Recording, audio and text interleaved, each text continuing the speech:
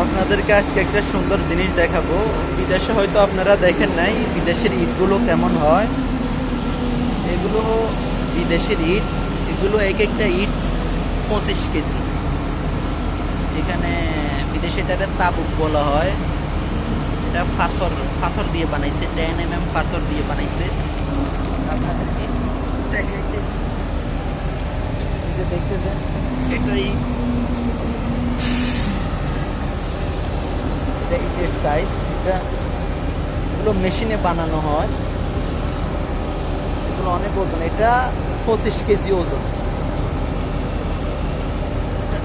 size।